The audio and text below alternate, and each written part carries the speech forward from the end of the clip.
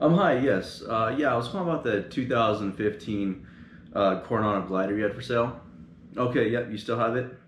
Yeah, so I was looking at some of the pictures and I see that it looks like it has been painted recently. Is there any reason for that?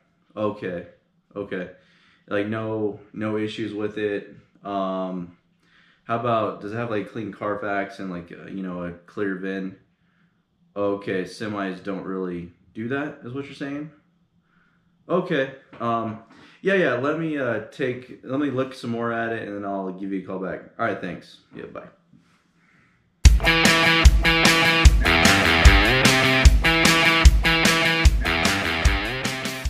How's it going, guys? Welcome back to the channel, Make Money Trucking. And today I want to take you along a potential purchase that I was going to make. So I found this great truck online. You'll see in the thumbnail. It's a 2015 Coronado glider. And so I was looking through pictures. I was really excited. I'll pop them up on screen here and kind of show you what I was looking at. So this truck met every qualification that I could ever want. It was a glider. It was a 2013 or newer, and this one was actually it had a 12.7 in it and 18 speed. So 12.7 I wasn't too keen on, but I could have worked around that. So anyways, I started looking at the pictures, and I saw that it had recently been painted, or it looked like it had been painted. And when I mean painted, it looked like they just took an airbrush and just sprayed over everything without masking anything off. Not even taking the time to, tape off and mask off any of the lines, airlines, and whatnot. So basically, this is a good example of how to look for a truck and to see the potential warning signs. So basically, I looked at that. So I decided I'd call the dealer, and you saw a clip that I did earlier of, that's just, a remake of me calling the dealer and kind of what they had told me. So I called the dealer upon seeing this, and I asked him, hey, does this vehicle have a clean Carfax, or does it have a clean VIN or whatnot? And the dealer obviously says, oh, semis don't do that. That's not a thing with semis. And that's not necessarily true. There's not as many semis that report, but if there's been a major issue, or mileage doesn't match up, or an accident or whatnot, it does report to Carfax or any other VIN websites. So I said, okay, sounds good. And I asked him, I was like, hey, would you be willing to put this truck on a dyno, just to make sure it wasn't good? These are some tips and tricks that I discussed on my previous video on how to not get a lemon semi truck, and things to ask them. And the guy was real quick to change the subject, said, oh, we don't really do that. We've sold 1,500 trucks last year, in the last couple of years. He said an outrageous number like that, and I just told him, I don't care about what trucks you've sold, I'm just kind of wondering about this one. And he's like, yeah, we don't have any of those in our area. I was like, okay. I'm not gonna give away the location as dealer, but I said, would you guys be willing to do an oil stamp, or just make sure everything's all good? And he said, we don't really do that. So all these negative signs are, keep on growing, one after another. So they keep on, stacking up. And I really didn't think much of it.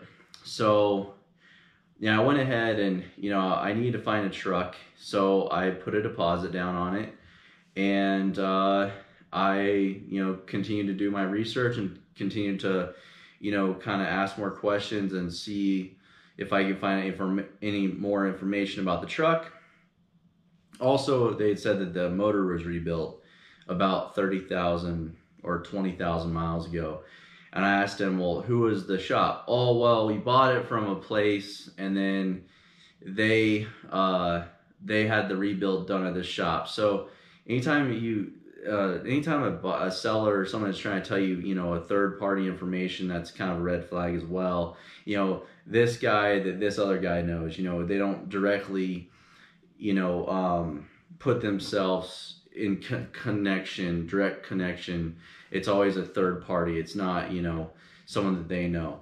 So I asked, okay, can I get the paperwork for that? And the guy just shows me, like, he sends me a, you know, essentially just an invoice that just has some parts written down and whatnot.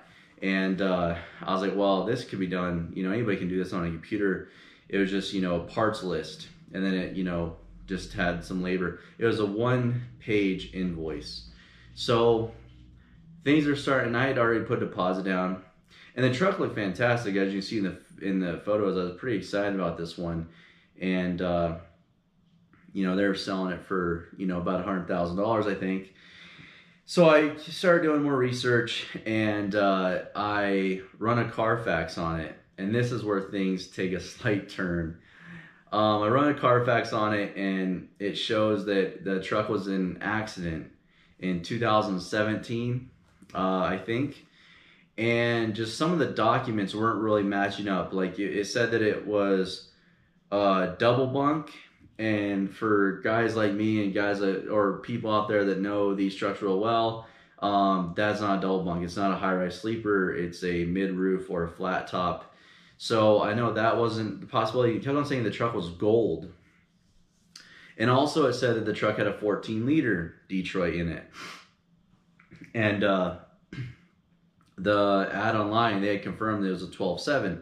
So things really just started to, you know, a bunch of red flags. Things started to look really fishy. And I was starting to get a little worried. And so I basically, after finding that, I decided that, you know, I was going to try to get my refund back. And the guy kept on fighting me about, you know, getting the refund back at first. You know, I didn't want to, you know, straight up call him out and say, hey, you got a garbage truck here that was, you know, wrecked and totaled. And I actually have the report on it too. Let's read here. I'll put it up on screen. All right, so I found the Carfax. It took me a couple extra minutes, but I'll pop it up on the screen here. And this was in 2016 at 100. The truck has over 400,000 miles on it. But the last, so there's a couple red flags, a couple flags on this. So it said accident reported. It hit a bridge. Not even kidding. Vehicle ran off road. It hit a stationary object. Damage to front, damage to right rear, damage to undercarriage. Disabling damage reported, vehicle towed. So that means that it was damaged so significantly that it had to be towed away from the screen. And also on here, I'll show you that it keeps on saying that the vehicle was vehicle color noted as gold. So the whole point of this video is just to kind of share, you know, with you guys an experience that I had, and you know, I almost made a $100,000 mistake, and hopefully you guys can learn from this. And you know, I was kind of bummed out because I really liked this truck and I wanted to buy it, but I'm kind of glad. You know, when you just have a bad feeling about something, and then, you know, one after another thing keeps on piling up and compounding and giving you a bad feeling. And this is why. You know, I basically ran a Carfax and had, you know, just things weren't adding up. You know, it was telling me the truck was gold. It said it was in an accident, and then it said it was a mid-roof, or I'm sorry, a condo sleeper, a double bunk. And then it didn't have any mileage reported from 159,000 miles. I think the truck has over 400,000 miles now, so that's a big gap. There's no history on it. And yes, Carfax and reporting on semi-trucks is not as common, but they still report, you know, when someone registers it or, you know, has work done. A lot of major dealerships will report. Sometimes it's not uncommon for there not to be any type of reporting on it. So, but yeah, it's something to look for. So that was a pretty interesting thing that I came across.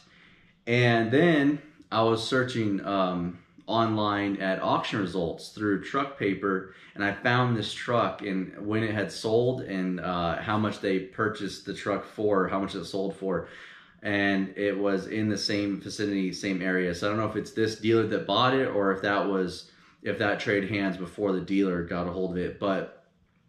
And the point of this video is not to trash this dealer, because honestly, I don't know if they did not do their due diligence and didn't search the history of this truck before they bought it. I don't know if they bought the truck and were like, oh crap, we've got a problem on our hands, now we gotta try to sell this problem, or if they knowingly, you know, if they were involved in some of this stuff and just trying to hide it and, you know, selling it to an unsuspected buyer. So this is just, you know, to help you guys out there, to, you know, do your homework. You know, I've got a lot of videos on, you know, how not to get a limit in semi trucks and tips and tricks when buying a truck.